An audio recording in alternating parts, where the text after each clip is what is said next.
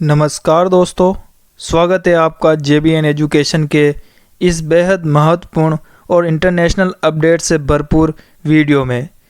आज के इस वीडियो में हम बात करेंगे प्रधानमंत्री नरेंद्र मोदी की संभावित चीन यात्रा से लेकर अजीत डोभाल की रूस यात्रा, भारत पर ट्रंप द्वारा लगाया गया भारी भरकम टैरिफ और भारत की GDP पर ग्लोबल एजेंसियों की ताज़ा राय। वीडियो के अंत में मिलेगा एक आपको क्वेश्चन जिसका आपको आंसर सभी को कमेंट बॉक्स में बताना है। तो वीडियो की आइए शुरुआत करते हैं। पहला पॉइंट है मोदी की संभावित चीन यात्रा। क्या नरेंद्र मोदी जल्द ही चीन की यात्रा पर जाने वाले हैं? जी हाँ, सूत्रों के अनुसार भारत के प्रधानमंत्री नरेंद्र मोदी अगले कुछ महीनों में चीन की संभावित यात्रा की तैयारी कर रहे हैं। यह यात्रा ऐसे समय में हो रही है जब दोनों देशों के बीच पिछले कुछ वर्षों से रिश्ते तनावपूर्ण रहे हैं, खासकर LAC line of actual control पर झड़पों के बाद। यह यात्रा कई दृष्टिकोणों से महत्वपूर्ण मानी जा रही है। ब्रिक्स सम्मेलन में भागीदारी और संभावित भारत चीन द्विपक्षीय वार्ता, व्यापार और सीमा विवादों को शांतिपूर्ण ढंग से सुलझाने की कोशिश भी होगी।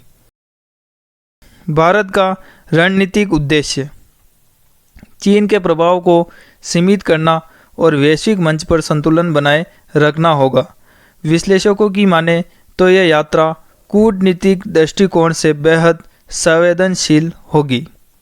अगला पॉइंट है अजीत डोभाल की रूस यात्रा। भारत के राष्ट्रीय सुरक्षा सलाहकार अजीत डोभाल हाल ही में रूस की यात्रा पर गए हुए हैं। यह यात्रा भी कई रणनीतिक संदर्भों से बेहद अहम रही है। डोभाल की यात्रा के प्रमुख उद्देश्य क्या हैं, देखते हैं। रूस भारत रक्षा समझौते को मजबूत करना, अफगानिस्तान, यूक्रेन और पश्चिमी एशिया के हालात पर सीधे संवाद करना, ब्रिक्स व SCO जैसी संस्थाओं में भारत की भागीदारी को और धार तेजी से देना। रूस के साथ भारत का रक्षा सहयोग हमेशा मजबूत बना हुआ है और यह यात्रा दिखाती है कि भारत अपने पुराने रणनीतिक साझेदारों से संबंधों को और गहरा करने की नीति पर तेजी से काम कर रहा है।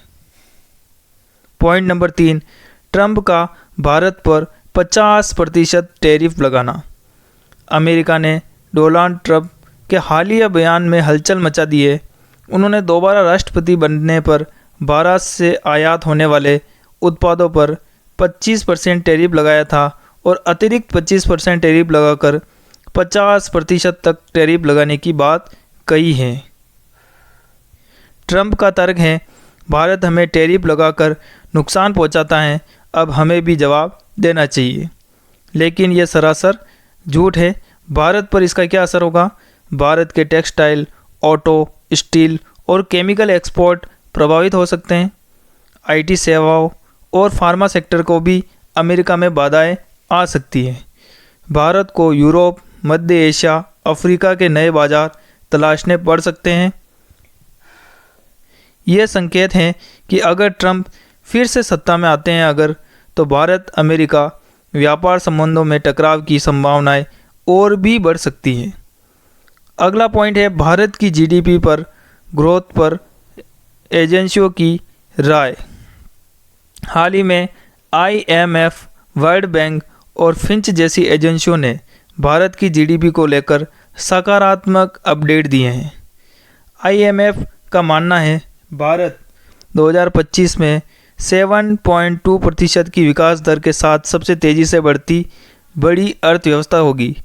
हाल ही में वर्ल्ड बैंक ने भी अपना सुझाव दिया है। भारत का आर्थिक मॉडल दुनिया के लिए एक उदाहरण बनता जा रहा है, विशेषकर डिजिटल ट्रांजैक्शन और स्टार्टअप इनोवेशन के मामले में। अगली एजेंसी फिंच रेटिंग ने बताया है, हालांकि भारत के लिए मानसिक और वैश्विक मांग चुनौतियां हैं, लेकिन आंतरिक मांग और निवेश पर काफ़ी मजबूत बनी हुई है। इसका सीधा सीधा संकेत ये है कि भारत की आर्थिक स्थिति फिलहाल बेहद ही महत्वपूर्ण और स्थिर है। आने वाले वर्षों में और तेज़ी से बढ़ने की इसकी पूरी संभावना है। इसके अलावा अन्य महत्वपूर्ण तथ्य और निष्कर्ष भारत की विदेश नीति अब बैलेंस्ड डिप्लोमेसी की ओर बढ़ रही है। चीन, रूस और अमेरिका तीनों महाशक्तियों से भारत अपने रिश्तों को रणनीतिक संतुलन के साथ संभाल रहा है। डोभाल और मोदी की यात्रा ये साफ दर्शाती है कि भारत किसी एक धुरी पर झुकने के बजाय मल्टी अलायंस डिप्लोमेसी को प्राथमिकता दे रहा है। वहीं वैश्विक एजेंसियों द्वारा भारत की जीडीपी पर दिया गया विश्वास ये साबित करता है कि भारत अब सिर्फ एक उभरती हुई नहीं बल्कि एक निर्णायक शक्ति बन चुका है। आपको अब कमेंट बॉक्स में बताना है कि आपके हिसाब से भारत को ट्रंप के टैरिफ का जवाब कैसे देना चाहिए। क्या WTO में केस कर देना चाहिए या खुद भी उतना ही टैरिफ लगाकर उनको चुनौती देनी चाहिए, या नई मार्केट तलाशने चाहिए, या बातचीत से हल निकालना। कमेंट बॉक्स में ज़रूर बताएं। सबसे अच्छा जवाब अगली वीडियो में अवश्य शामिल। उम्मीद है दोस्तों आपको यह इंटरनेशनल अपडेट्स पर आधारित वीडियो एनालिसिस काफ़ी पसंद आया होगा।